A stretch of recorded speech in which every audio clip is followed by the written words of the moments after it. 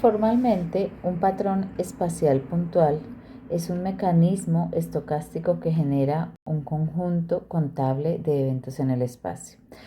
Fíjense que el conjunto que nosotros vamos a analizar es un conjunto finito, el que vamos a analizar, porque tomamos el patrón en algún momento del tiempo y hasta cierta región del espacio. Entonces eso hace que, claro, nosotros estemos analizando, por ejemplo, un patrón de 2000 puntos, pero el patrón se sigue generando. Entonces el patrón es contable porque cada vez que se genera un patrón, pues entonces como yo lo estoy contando, se le podría asociar una biyección con el conjunto de los números naturales. Entonces por eso decimos que es contable, no decimos que es finito, él sigue ocurriendo, las personas siguen apareciendo infectadas, las personas siguen denunciando robos, la maleza en un bosque sigue apareciendo, determinada planta surgió, entonces los patrones continúan apareciendo todo el tiempo, pero entonces no es un conjunto denso, no es que no se pueda seguir contando, van ocurriendo y se pueden ir contando, aunque sigan apareciendo indefinidamente. Pero efectivamente el que uno analiza, pues es finito porque lo cortó en un momento del tiempo, en un momento del espacio, en una región en el espacio. Bien, ya entonces conocemos lo que es el conjunto de S, que es el dominio espacial. Este dominio espacial en un patrón puntual puede ser continuo o puede ser discreto. No hay ninguna restricción. Entonces, cuando es continuo puede ocurrir en cualquier lugar del espacio sin ninguna restricción. No es que no pueda aparecer en algunos puntos y en otros sí, no, puede aparecer en cualquier lugar. Entonces, es un continuo, por lo menos en la zona que uno está estudiando. Si se está estudiando un bosque, entonces miramos, bueno, entonces, ¿dónde puede aparecer un árbol de determinada especie? Entonces puede aparecer en cualquier punto del lugar de interés, en cualquier punto del bosque. ¿Dónde puede haber un robo? Bueno, un robo puede existir en cualquier punto del dominio. ¿M? Ahora ya entonces podríamos pensar que es un área, si podemos pensar, bueno, entonces ¿dónde va a ser la manzana donde ocurre algún próximo fenómeno? Entonces, ¿cuál va a ser la manzana donde ocurre la próxima queja? Bueno, si yo no estoy registrando específicamente un punto, un hogar, si no estoy registrando la manzana, entonces hay un número finito de manzanas o de barrios o de localidades donde eso pasa, ¿sí? Entonces, ¿cuál va a ser la próxima localidad donde se genere un bloqueo en Transmilenio? ¿Sí? Entonces, bueno, pues pasó en la localidad de Teusaquillo, listo. Entonces, eso se registró toda la localidad y no se registró un punto particular y entonces de esas pues hay tantas localidades. Entonces, bueno, uno lo puede pensar espacialmente de muchas formas. ¿O cuál va a ser el próximo municipio donde ¿Cuál sería el próximo municipio donde ocurriría un hecho de violencia? Donde habría, por ejemplo, disparos o pondría alguien una bomba o algo así, ¿cierto? Entonces ocurre en un municipio. Entonces no nos cerremos solamente, digamos, a los puntos. La geometría estocástica es muy rica. Evidentemente, pues hay que empezar por los puntos, pero puede ser cualquier objeto geométrico. Piensen que pueden ser líneas. Si nosotros pensamos en las fracturas que hay en la Tierra, entonces esas fracturas son líneas y efectivamente entonces ya usted no tiene el punto donde ocurrió porque no se rompe un punto del suelo, se rompe un segmento, se rompe un trozo y ese trozo entonces usted lo puede representar como una línea. Bueno, evidentemente no es una línea perfecta, no es una línea que esté plana. Sí, sí, entonces es algo así como una línea quebrada, pero uno lo podría idealizar como una línea si fuera el caso, y de ahí para allá entonces usted puede pensar, bueno, pero sí podría ser una curva y podría ser una superficie. Entonces así como suele pasar, pues uno podría ir subiendo de dimensión. Entonces, cuando uno ve, por ejemplo, las personas que analizan las fracturas, uno no puede evitar pensar que es un patrón de segmentos porque efectivamente se ve algo como así. Entonces es un patrón, solamente que ya no es un patrón de puntos, es un patrón de líneas. Y entonces pues La teoría está desarrollada desde la geometría, ya hay algunas cosas estadísticas que se han hecho ahí, pero es muy incipiente realmente. Todavía hay problemas que no están resueltos, muchos en los patrones puntuales de puntos. Por fortuna hay muchísimo en lo que investigar, entonces todas esas son áreas donde hay mucho interés en proponer cualquier cosa nueva o en hacer una generalización de cómo se podrían utilizar los métodos. Son áreas de mucho interés, son muy nuevas. Los patrones puntuales precisamente por el gran contenido de incertidumbre que surge cuando yo pienso dónde va a ocurrir el siguiente punto. Eso hace que los modelos sean tal vez de los más complicados de las áreas de la estadística espacial, porque extraer información a veces solamente de los puntos puede ser difícil, inclusive a veces aunque se ayude de marcas y covariables, es complejo tratar de decir alguna cosa cierta sobre los patrones puntuales, cosas como predecir dónde va a ocurrir el próximo sismo, son cosas que realmente no se han podido hacer. Uno puede predecir de pronto el riesgo de algo, ¿sí? Es un poco diferente. Bien, entonces cada uno de ustedes puede pensar de pronto cuál es el patrón puntual con el que más familiarizado está y sería muy interesante proponerse preguntas. ¿Qué queremos saber de ese patrón? Aunque pues hay unas cosas como establecidas, vamos a ver entonces como los pasos. Primero vamos a hacer análisis del tipo de patrón, luego vamos a hacer análisis del primer momento, que sería la intensidad, luego de los segundos momentos, que sería ver si hay interacción, pero más allá de las herramientas en sí, esas herramientas pues tienen que cobrar algún sentido de interpretación que esté solucionando problemas del fenómeno que se está analizando. Entonces es muy interesante que dos, cada uno de sus datos piense, bueno, qué preguntas podría contestar con estos datos, ¿sí? Hacia dónde tendría que ir orientado el análisis que yo haga. Bueno, entonces ya hablamos de lo que es el patrón muestreado. Siempre entonces vamos a tener un patrón muestreado que no significa que se haya tomado una muestra. Es muy importante recordarlo siempre. Bien. Entonces, dentro de las clases de patrones que hay, entonces se diferencian tres, ¿no? Entonces, la primera sería no tener patrón y las otras dos sería cómo serían los patrones que se pueden presentar. Entonces, podemos observar estos gráficos y estos gráficos son la idealización de los patrones que se podrían presentar. Entonces, si vemos el gráfico de la izquierda, entonces vemos que hay algunas aglomeraciones de puntos. Y entonces cuando uno ve esas aglomeraciones de puntos, ya sabe que hay algo que está dando origen como a unos racimos de puntos y entonces uno dice que el patrón es de tipo agregado. Si ocurre uno, ocurren varios muy cerca de él. Entonces son actividades que contagian, no necesariamente son enfermedades, sino cualquier otra actividad de contagio.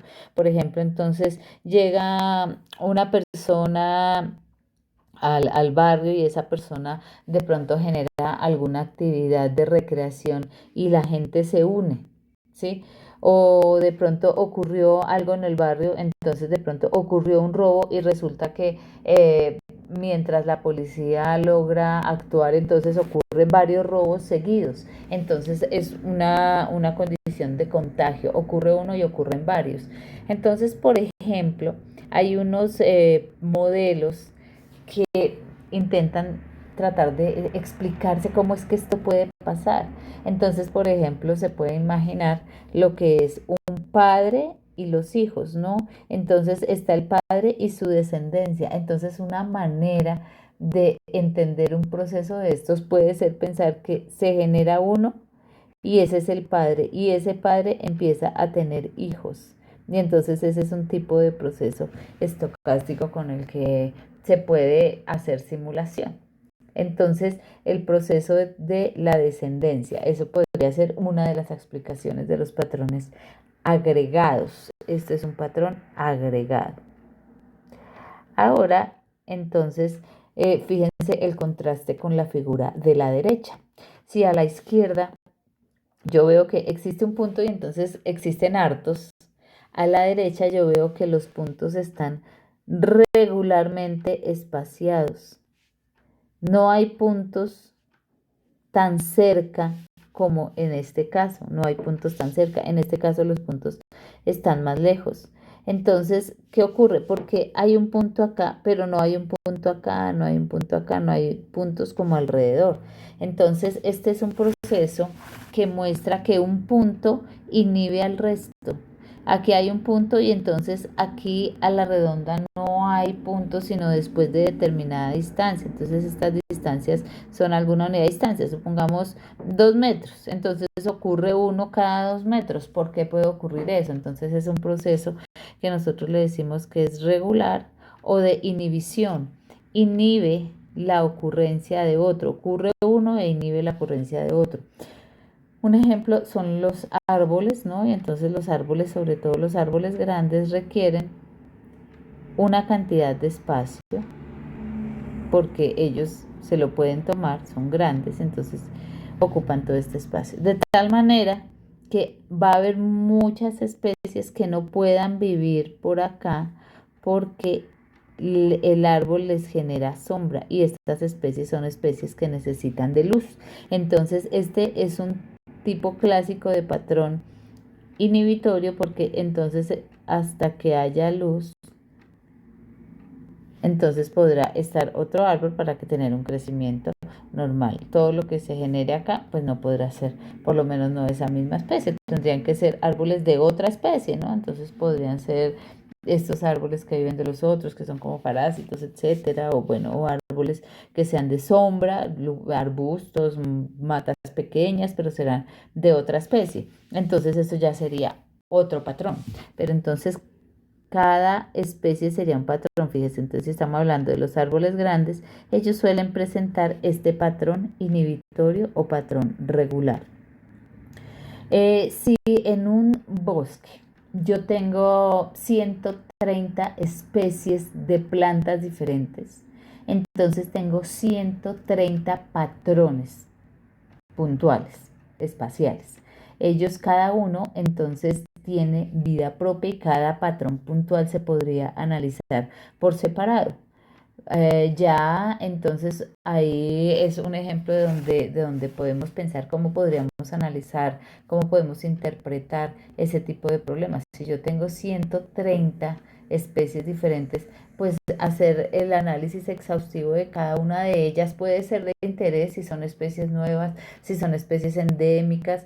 Claro, hay que hacerlo, pero también es de muchísimo interés ver cómo conviven esas especies, cómo interactúan, cuáles serían las especies que de pronto se hacen daño unas a otras por sus características o cuáles son las especies que juntas viven bien porque entonces se complementan de alguna manera de cómo obtienen su alimento, más del espacio que ocupan en el suelo, las características que necesitan para vivir son las mismas. Entonces hacer como grupos de especies que tengan ciertas similitudes, eso también es interesante. Entonces ahí interesaría caracterizar todo ese tipo de combinaciones de especies.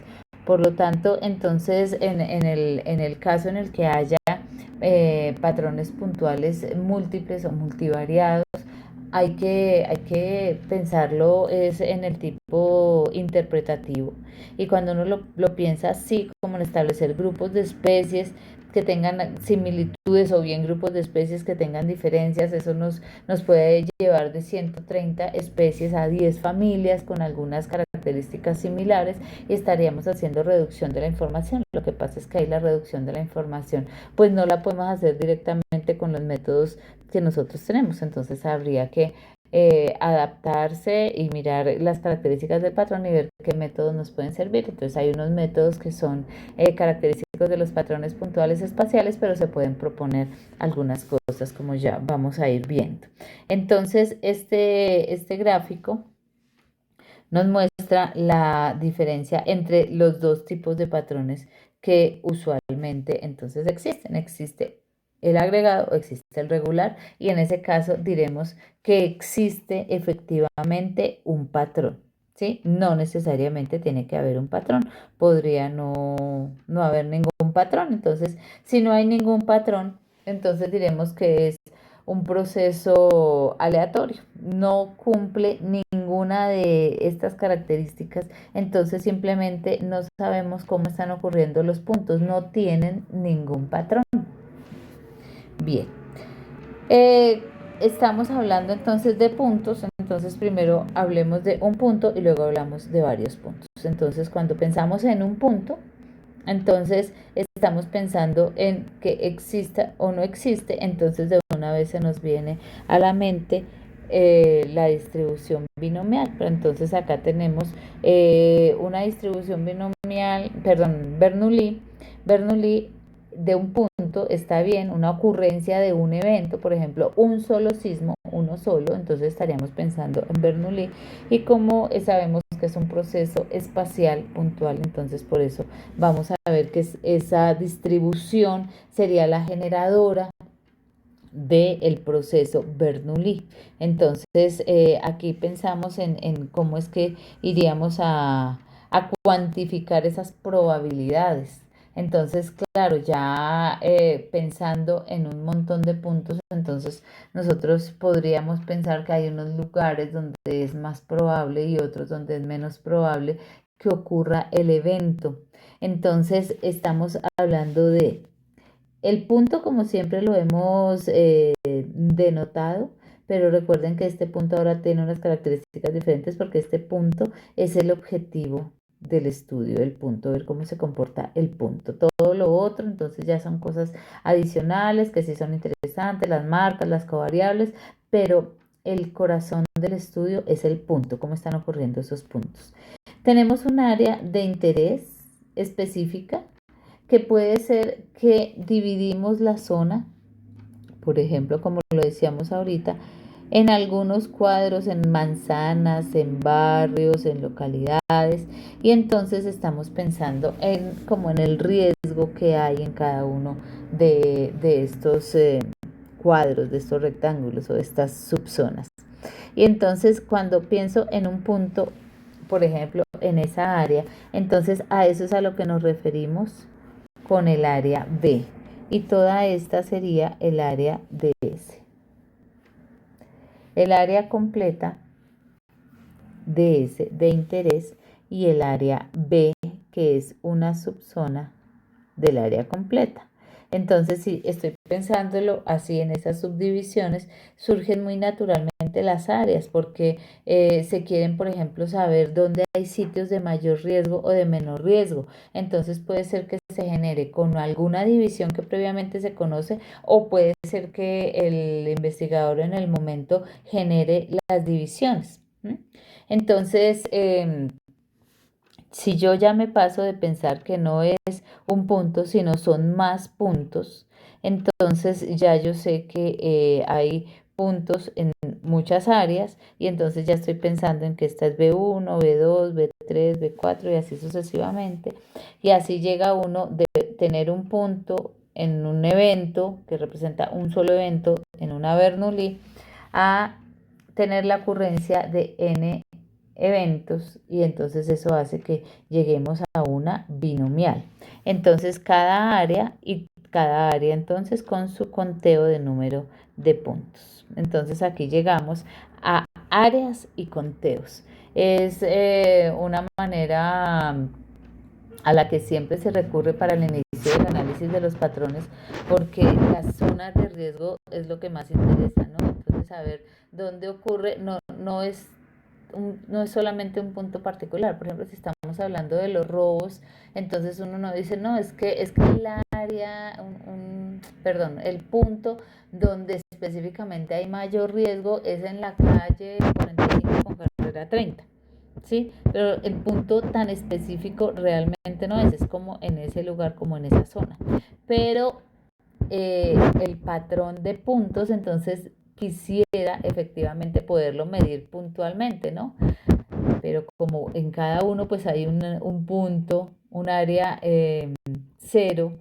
Entonces, ¿qué es lo que vamos a hacer? Vamos a partir de las áreas que estamos generando acá como estas áreas B y después vamos a ver que con esas áreas nos acerquemos un poco al problema, entendamos el problema un poco mejor y vamos a generar estimadores para el valor en cada uno de esos puntos, ¿sí? Entonces es como coger las áreas y hacerlas disminuir y disminuir de área cada vez hasta llegar al punto, ¿no? Entonces dejar valores estimados para áreas infinitesimales nos haría llegar como en el límite a ese punto que nos interesa. Pero entonces para poder manejarlo con alguna medida conocida que nos dé diferente de cero, porque recuerden que el área del punto es cero, entonces por eso recurrimos a algunas áreas predeterminadas o que el investigador determine y al conteo en cada una de esas áreas. Entonces ahí llegamos a la medida de área, que es una medida de LB, que así está diseñada.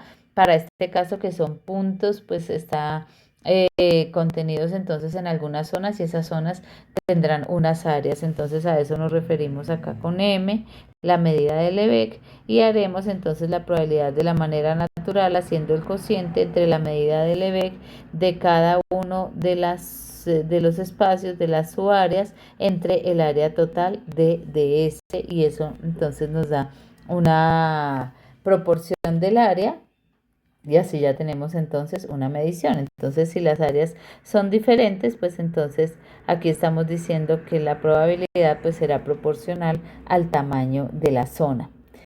Fíjense que, claro, las divisiones políticas, las conocidas como los barrios, las localidades, los municipios, las UPZs, todas esas se utilizan porque son muy naturales, por ejemplo, para que el Estado haga ciertas conclusiones y ponga en marcha ciertas medidas, ciertas políticas, pero podrían generarse por el experto. Entonces, si es el cultivo de alguna planta y hay una plaga que lo está afectando y la persona que está analizando el problema requiere datos, entonces no puede esperar a ver dónde es que los insectos van a poner sus huevos porque no, a veces ni siquiera se verían y entonces no podría ir recorriendo todo el cultivo todo el tiempo, mata por mata, a ver dónde está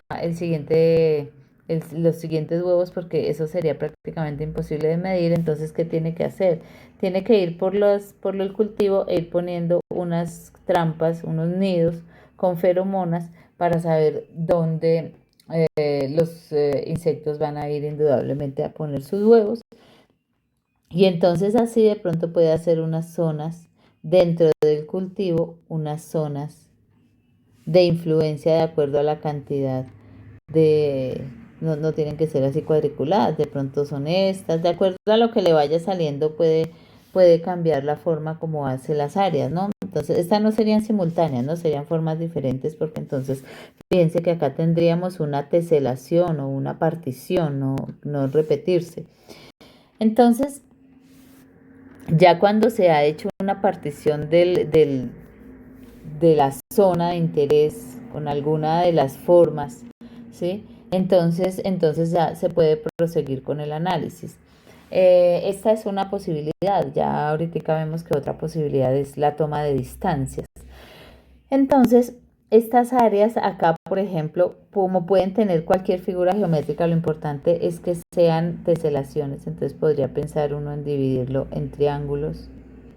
No tienen que ser de la misma área en principio. Ya hay algunas pruebas donde dice, bueno, si vamos a usar esta prueba estadística, entonces se requiere que sean, bueno, aquí no me quedó triángulo, así. Entonces estas serían las teselaciones. Y estas teselaciones entonces nos dan lugar al conteo al interior de cada una de las teselaciones. Pero si yo no quiero hacer teselaciones, no quiero hacer esta partición en áreas y subáreas y conteos, pues yo puedo recurrir a la distancia entre los pares de puntos, que también es una posibilidad que se usa igualmente que esta. Entonces, digamos que en general, pues como que se recurre a usar todo lo que esté al alcance para hacer las pruebas y mirar qué tipo de patrón podemos suponer que es el nuestro. Si tiene algún patrón primero o si es aleatorio. Si tiene patrón, ¿cuál es? Si es agregado o si es regular. Por eso entonces acá pensamos en áreas y a cada área pues le vamos a contar el número de puntos. Entonces ahí estamos hablando de dos medidas, de la medida de Lebesgue y de la medida de conteo. Entonces solamente hay como una propaganda pequeñita, es muy útil recordar la definición de qué es una medida y porque efectivamente Lebesgue y conteo son medidas y sus propiedades. Bien, entonces pues ya naturalmente, entonces pues en el conjunto vacío pues no tendremos datos. En toda la región de interés tendremos n datos, el número de datos es que suele ser pues fijo para un momento, ¿no? Entonces el patrón sigue ocurriendo, pero yo me quedo analizándolo hasta lo que ocurrió hoy, por ejemplo, como los datos del COVID-19 que se actualizan a las 5 de la tarde. Entonces me quedo con ese que ocurrió hoy y ya. Entonces por eso es que decimos que hay un n fijo, aunque el patrón es claro, él sigue evolucionando. Y entonces acá viene lo que puede pasar en el patrón puntual. Entonces puede ser que cuando yo haya hecho estas divisiones, cualquiera de ellas, resulte que lo que pasa en una zona afecte a lo que pasa en otra zona o puede ser que no sea así. En general, pues uno tiende a pensar que las áreas pues nos generan los mismos problemas de siempre, del histograma, de las densidades, de los semivariogramas, y es que son arbitrariamente definidas. Entonces uno dice, bueno, yo voy a definirlas como los barrios, o yo voy a definirlas como las UPZs, o voy a definirlas de un área de 30 metros cuadrados, etcétera. Claro, y efectivamente eso es cierto. La decisión puede cambiar cuando yo cambio de una definición a otra del área.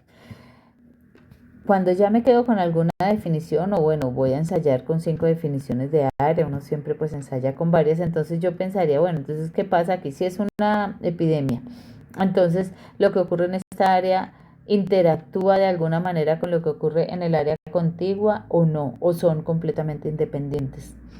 Entonces, si son independientes, pues entonces probablemente ya hasta ahí llegue mi descripción del problema y no haya mucho más que analizar allí, porque hay independencia, pero hay que evaluarla. ¿Mm? Entonces, ¿qué pasa? Que lo primero que se hace es pensar en lo contrario de lo que efectivamente puede pasar, porque vamos a hablar de las pruebas de hipótesis. Y en las pruebas de hipótesis, en la hipótesis nula, en muchas ocasiones se suele dejar la hipótesis de que no pasa nada interesante. Entonces, acá, ¿qué sería, por ejemplo?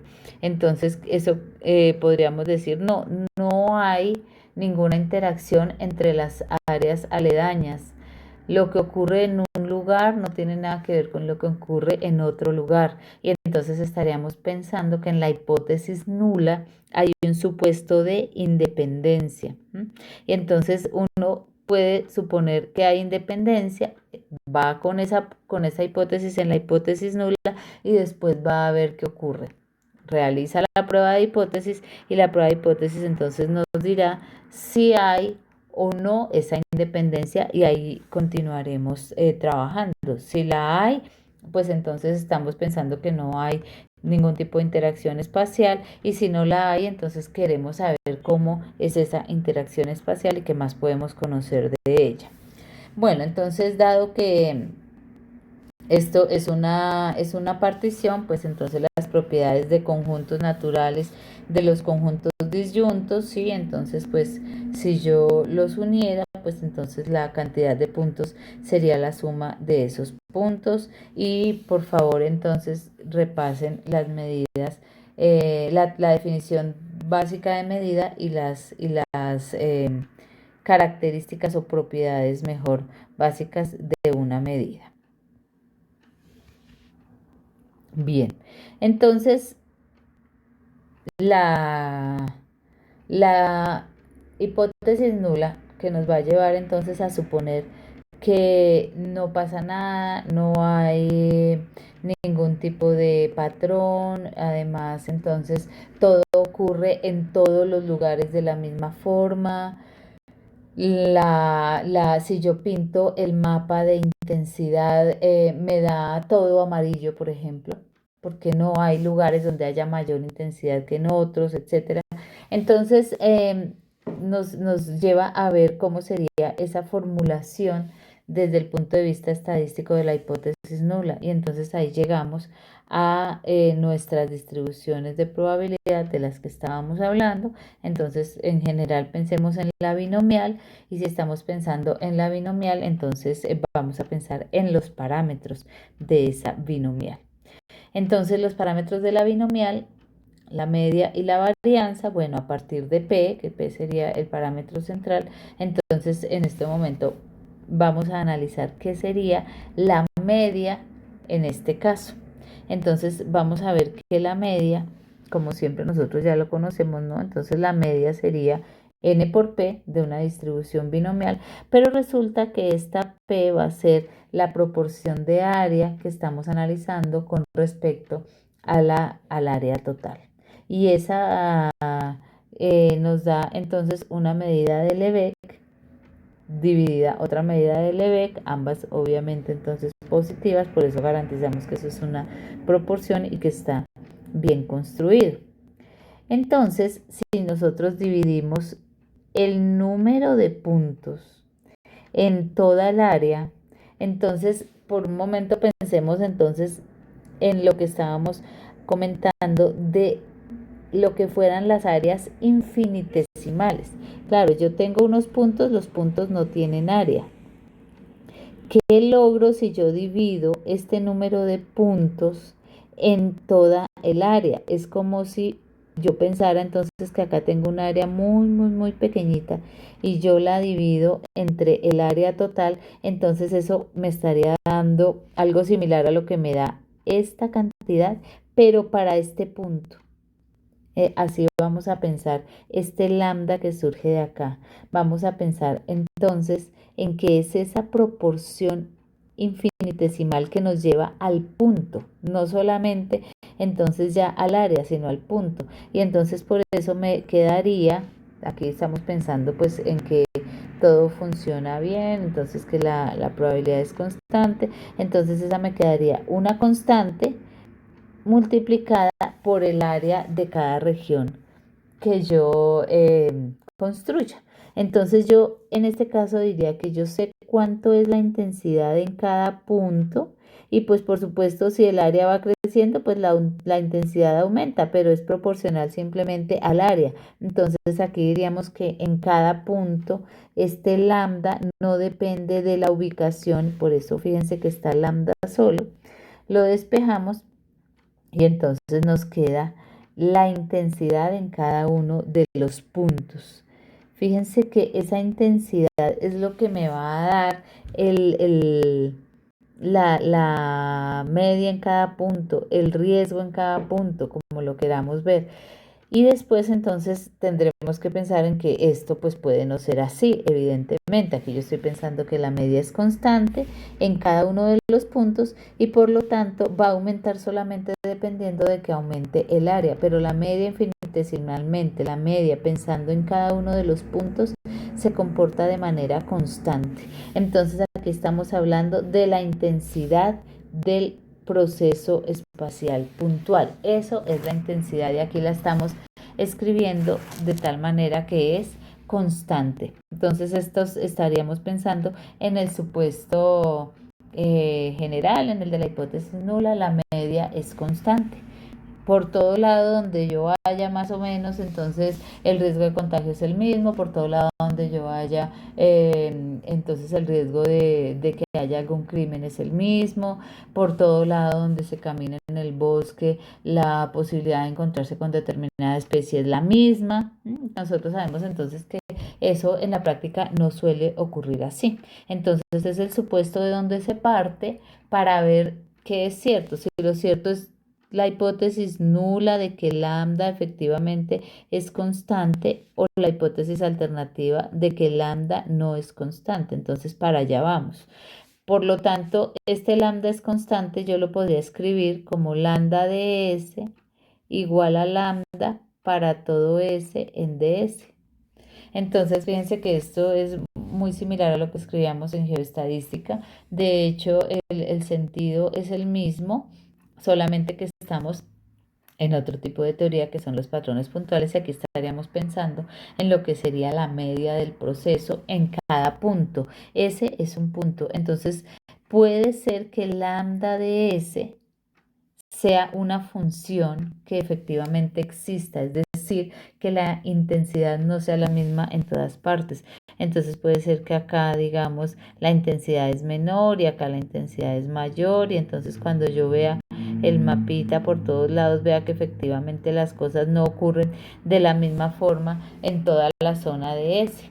Y en ese caso, la intensidad dependería del lugar, entonces la cantidad de robos varía, la cantidad de contagiados varía, la cantidad de sismos varía por departamentos, por ejemplo. Entonces, es para que no vayamos a pensar que es que este es el supuesto y que los patrones puntuales trabajan sobre ese supuesto. No, recuerden que siempre entonces, como vamos a formular pruebas de hipótesis, en la hipótesis nula va a quedar una y en la alternativa va a quedar todo lo contrario. Entonces, en la hipótesis nula pensaríamos o formularíamos que la media es constante versus no lo sea. Y entonces esta lambda, recuerden que es pensada infinitesimalmente. ¿Mm? Bien, habíamos hablado de las distribuciones finitas dimensionales. Aquí el concepto es similar. Estamos pensando en que el patrón es un patrón que puede tener muchos puntos, puede tener miles de puntos y seguir ocurriendo. Entonces, ¿qué está pasando? Yo tengo que pensar cómo es que estoy haciendo mis áreas y cuántos puntos están quedando dentro de esas áreas y cómo van a funcionar entre ellos. Y entonces yo puedo ver que los números que ocurren en cada uno, claro, ya son las variables aleatorias, estas binomiales de las que estoy hablando, y entonces además estoy pensando cómo van a ser el resto. Entonces, si yo tengo n en total, si yo tengo n en total, pues en cada una de las áreas, ellas construidas como el investigador lo quiera, o ya sea con una construcción predeterminada, cuando ha tocado medirlos de esa manera los patrones, entonces en cada una de las áreas pues va a haber una cantidad de puntos que después entonces tendrán que sumar n. Entonces, ¿cómo van a quedar esas distribuciones? Porque es que eso me genera una restricción y es que en ese momento en el que yo digo ya voy a cortar el patrón aquí para analizarlo, entonces yo tengo, por ejemplo, 1000 puntos. Ya, eso están fijados. Y si están fijados, entonces eso genera que haya una condición sobre el resto. Todas el resto ya, fíjense que la última por lo menos no va a ser libre. ¿M? Entonces ahí es donde empezamos a estudiar las distribuciones de cada uno de esos pedazos, de cada una de esas áreas que yo construí y cómo se comportarían de manera simultánea. Entonces, si las pensamos todas independientes, no hay ningún problema y entonces aquí tendríamos una multinomial. Esa, ese supuesto bajo independencia. Vamos a ver entonces qué pasaría si no hay independencia. Una cosa muy importante, pues uno siempre piensa en el riesgo y dónde es más y dónde es menos. Entonces, claro, un elemento, una herramienta fundamental de los patrones puntuales es donde no hay, donde no hay riesgo. Y fíjense que eso, aparte de que da una gran cantidad de posibilidades teóricas de reexpresar toda la teoría de los patrones en términos de esas propiedades, de esas probabilidades nulas, en sí el saber cuando la probabilidad puede ser nula. ¿Qué pasa? Porque ahí no hay puntos, porque ahí no ha ocurrido algo, genera un interés inmenso. Entonces, las probabilidades nulas serían una de las cosas que a uno le gustaría encontrar en muchas de los fenómenos, de las cosas que estudian los patrones puntuales. Bien, la, la conjunción de pensar que no hay ninguna variación en la media y de que además hay independencia en todo lo que ocurra al interior del patrón puntual, hay independencia entre los puntos. Eso nos lleva a la primera hipótesis que nosotros vamos a probar, que es la de aleatoriedad espacial completa. Completely Spatial Randomness. Aleatoriedad espacial completa sería lo primero que debemos probar, porque entonces así, si la decisión es que efectivamente hay independencia, pues entonces digamos que no habría interés en seguir usando los métodos de patrones puntuales, sino que ya con esto bastaría. Ya probamos que no hay interacción, no pasa nada con que aquí de pronto haya alguien infectado, no, eso no va a infectar a nadie más, no interactúan entre ellos los puntos y la media en toda la ciudad es la misma, entonces no habría necesidad de utilizar métodos de patrones puntuales para este tipo de análisis.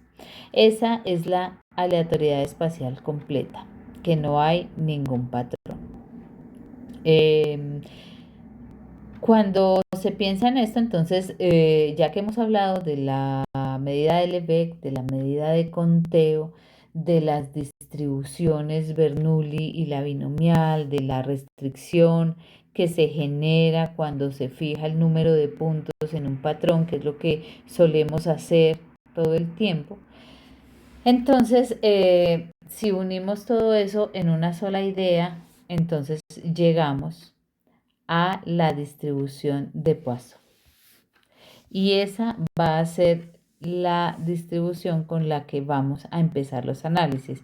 Entonces, cuando se piensa que no hay ningún elemento, digamos, de interés en ese patrón, entonces estaríamos en la hipótesis nula, que es la intensidad es constante, hay independencia, entonces estamos en un proceso de Poisson. ¿Cómo es que surge el proceso de Poisson a partir de la distribución binomial? Entonces miremos la definición del proceso de Poisson y se ve la construcción de la distribución de probabilidad de manera muy clara.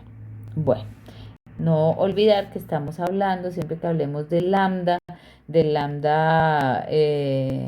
en la distribución, en el proceso de Poisson o en los procesos que pueden surgir a partir de esas hipótesis o del rechazo de la hipótesis de Poisson, ese lambda estamos pensando en la media infinitesimal del proceso, en que tenemos un punto y que el interés es saber cuánto es la media en ese punto, que recurrimos a las áreas y a los conteos para después hacer esas áreas tender a cero y llegar al área infinitesimal alrededor del punto y poder estimar ese lambda en el punto. Bien, por eso entonces todos esos procesos son procesos límite.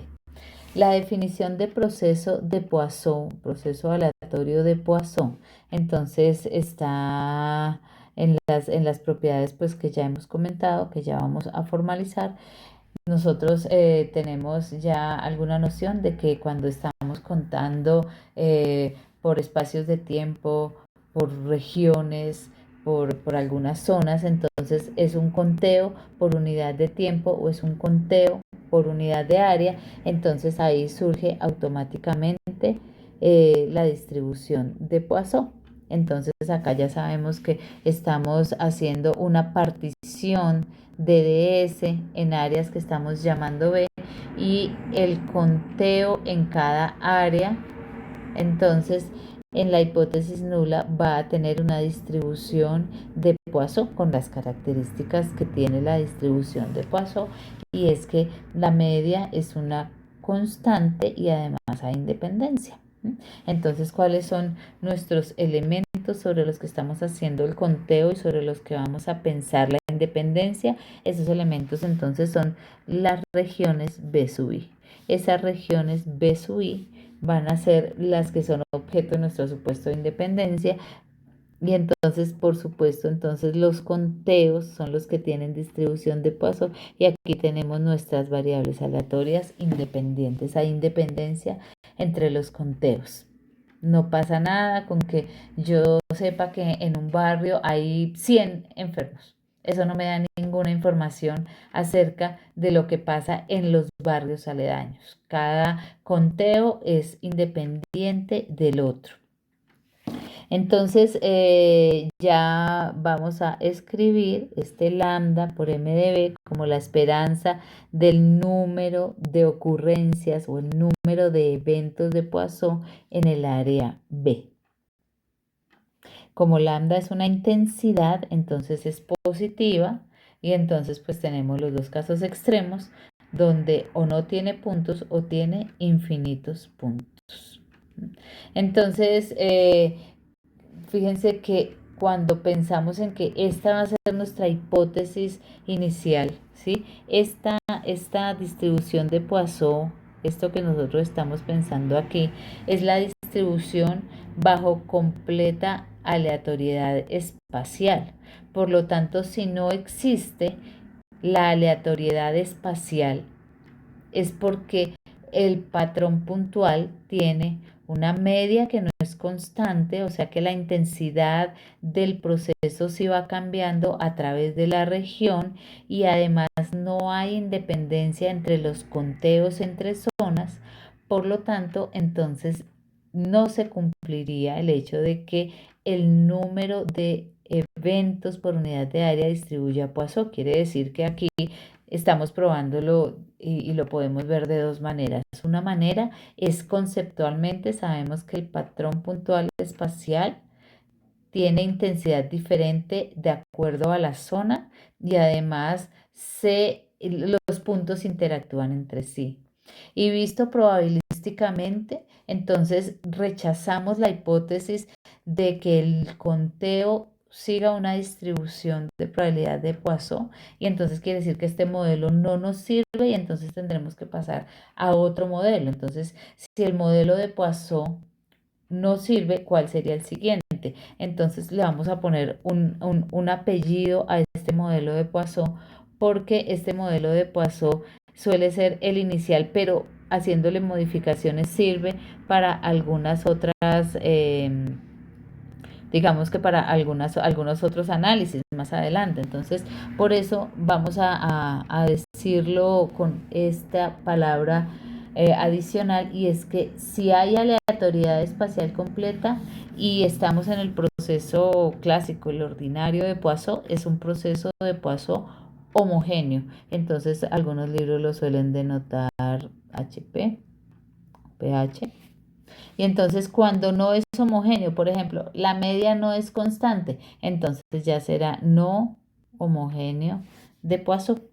Entonces este es nuestro modelo original, entonces sería el modelo, digamos, básico, que en general pues ya sospechamos que vamos a rechazar en la hipótesis nula, en las pruebas de hipótesis nula, porque no hay razón para pensar que cosas como las epidemias, que cosas como los robos, que cosas como las plagas o que cosas como los sismos, etcétera, no cumplan ciertos patrones.